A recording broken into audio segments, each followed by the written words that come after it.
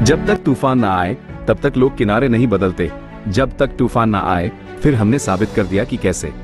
आप खुद अपनी स्क्रीन पर देख सकते हैं। भारतीय वायुसेना के उप प्रमुख AP सिंह जी ने सबके सामने कहा है कि हम आत्मनिर्भर अभियान चला रहे हैं, जो अच्छी बात है। लेकिन वो खुद दिल्ली आए और बोले कि हम हर किसी के आत्मनिर्भर होने के भरोसे राष्ट्र की सुरक्षा दांव पर नहीं लगा सकते, और हम इस समय भी यही कर रहे हैं। यकीन मानिए, ये बयान बहुत ही गंभीर और चिंताजनक है, क्योंकि वायुसेना को ये बात देश के सामने नहीं बल्कि दुनिया के सामने खुलकर कहनी पड़ी है। दोस्तों, ये बात साफ है कि हमें हथियारों की जरूरत है और आत्मनिर्भर अभियान का बहाना बनाकर राष्ट्र की सुरक्षा को दांव पर लगाया जा रहा है। अगर ऐसा नहीं है तो आप ही बताइए कि 2008 में भारतीय वायुसेना के लिए 180 लड़ाकू विमान खरीदे जाने थे। उस समय लड़ाकू विमानों की भारी कमी का सामना करना पड़ रहा था, इसलिए 180 खरीदे जाने थे। उस समय इनकी कीमत $4 अरब आंकी गई थी। लेकिन क्या हुआ, सरकार ने फ्रांस से सिर्फ 36 राफेल लड़ाकू विमान खरीदे और कहा कि ये 180 कभी ना कभी खरीद लिए जाएंगे। हाँ, हमें 180 की जरूरत नहीं थी, हमने 36 ही क्यों खरीदे? उसके बाद सरकार ने इन 180 के बारे में क्या किया? तो घटाकर 140 कर दिया गया, फिर घटाकर 114 कर दिया गया। आज की तारीख में ये हमारा MRFA डील है। तब से 16 साल बीत चुके हैं, आज तक हम इस डील को पूरा नहीं कर पाए हैं। ऊपर से जब भी वायुसेना कहती है कि उन्हें लड़ाकू विमानों की जरूरत है, तो उन्हें एक नया बहाना दिया जाता है। तेजस मार्क 2 आ जाएगा, कोई और वेरिएंट ले लेंगे, काम चल जाएगा, या 8-9 साल बाद MKA बन जाएगा, उसी से काम चला लेंगे। लेकिन वायुसेना क्या कहती है? वो MKA जो बाद में आएगा या उससे पहले आने वाला तेजस मार्क 2 का वेरिएंट, इससे कोई फर्क नहीं पड़ता। असल मुद्दा यह है कि हमारे पास 150 लड़ाकू विमानों की कमी है। अगर हम उन्हें शामिल नहीं करते हैं तो सरकार की ये चालें बर्दाश्त से बाहर हो चुकी हैं। अगर उन्हें शामिल नहीं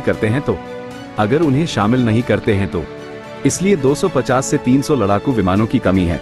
इसीलिए इन बहानों से तंग आकर वायुसेना ने इस पूरे मामले को अपने हाथों में ले लिया है और एक आक्रामक रुख भी अपना लिया है।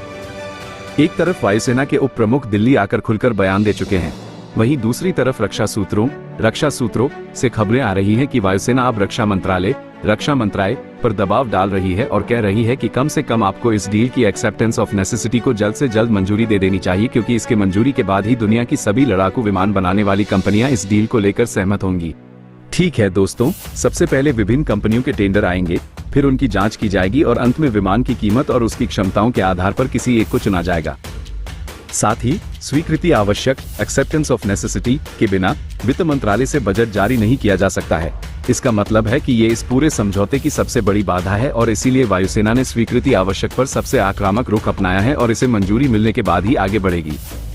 लेकिन आपको एक चौंकाने वाली बात बताता हूँ, अगर हमारी सरकारें ढिलाई नहीं करती और ये समझौता 2008 में ही हो जाता, तो उस समय सिर्फ 180 करोड़ रुपए ही खर्च होते। लड़ाकू विमानों की कीमत 4 से 5 अरब डॉलर के बीच होती है। अब अगर ये समझौता 2024 में होता है तो आपको पता है इसकी लागत कितनी होगी? 20 अरब डॉलर, और वो भी सिर्फ 114 लड़ाकू विमानों के लिए।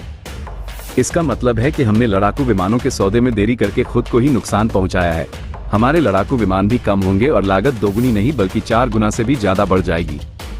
लेकिन मैं आपको बता दूं कि सिर्फ 114 लड़ाकू विमानों का ये सौदा ही काफी नहीं होगा। इसके साथ ही हमें कम से कम 2 फ्लीट स्टील्थ लड़ाकू विमानों की भी जरूरत होगी, क्योंकि MCA को बनने में कुछ समय लगेगा, क्योंकि सरकार ने इसकी फंडिंग में भी देरी की है, की वजह से इसमें भी 1.5 साल का विलंब होता हुआ दिखाई देगा। और यही कारण है कि चीन का मुकाबला करने के लिए हमें F-35 के 1 या 2 स्क्वाड्रन या कम से कम सुखोई O-57 के 36 से 40 लड़ाकू विमान खरीदने होंगे, क्योंकि चीन आपके MCA बनने और वायुसेना में शामिल होने का इंतजार नहीं करेगा। तब हम भारत से लड़ेंगे, हाथ पर हाथ धरकर नहीं बैठेंगे। चीन हाथ पर हाथ धरकर नहीं बैठेगा, वह अपनी रणनीति अपने अनुसार बनाएगा और आप सबसे कमजोर होने पर आप पर हमला करेगा। इसीलिए कम से कम 2 स्क्वाड्रन स्टील्थ लड़ाकू विमानों को फास्ट ट्रैक आधार पर खरीदने की जरूरत है, ठीक उसी तरह जैसे हमने 36 राफेल खरीदे थे।